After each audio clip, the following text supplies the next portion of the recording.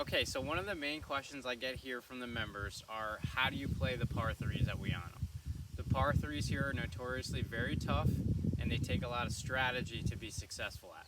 As you can see, we're out here on the 5th hole, and I'm going to walk you through how I go about preparing to play this shot.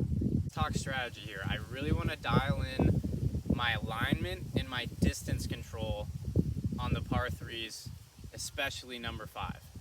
I think about, where do I want my miss to be if I were to hit a bad shot. Now, left here is very much detrimental. You cannot go left on this hole because your chances of getting up and in increase in difficulty. Now, I'm looking at really the front right side of this green. I'm taking a club that's about maybe barely enough to get me to the actual number of the pin, or just leave me short right of the green so I can pitch up and sink a putt and hopefully make a par. I'm not looking to try to hit one really close on this hole and hope for a birdie. I'm just taking what the golf course gives me and looking to get up and down for a 3. Let's see if I can execute.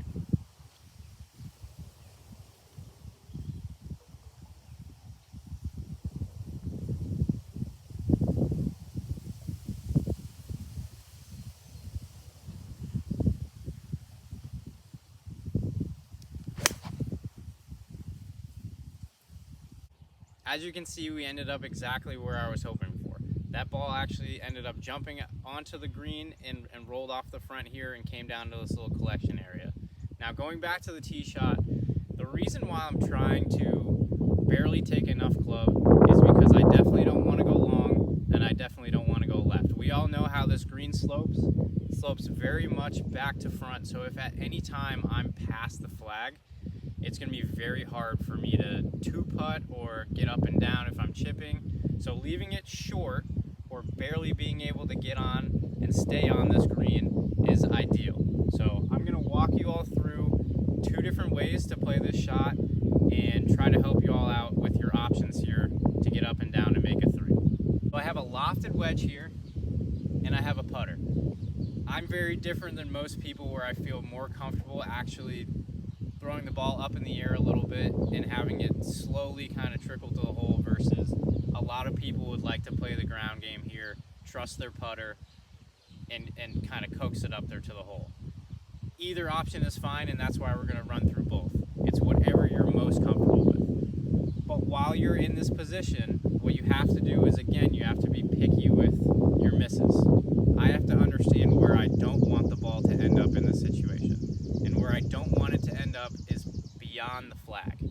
All right, we already discussed this green slopes severely back to front, and it also slopes left to right. So when I'm picking my aim line, or my target, I know that once this ball gets on the ground after I hit this pitch, the ball is going to want to take the slope this way and move to the right. So ideally, my putt is short in front of the flag or short to the right of the flag. I feel like that gives me the best opportunity to make the putt. It's an uphill putt still, probably pretty straight.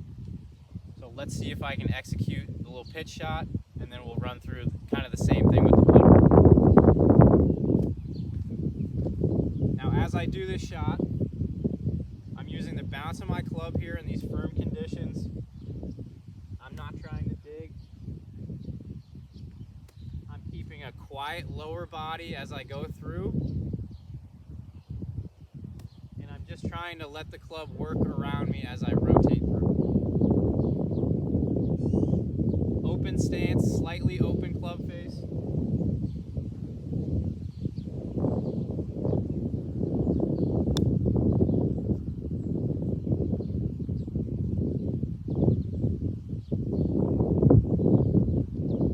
I'm not very happy with that. I put it pin high, but I'm too far to the left. I actually pulled that shot, so I left myself with a more challenging putt. Let's see if I'm wrong about my own game and I can get a little bit closer with the putter.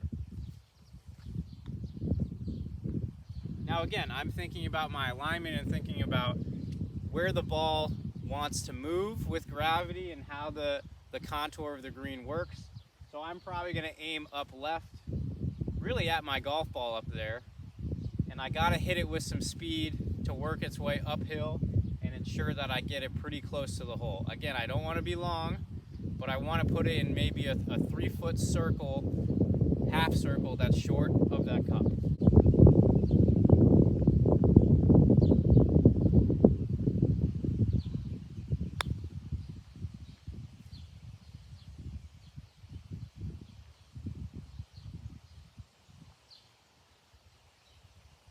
So there you go.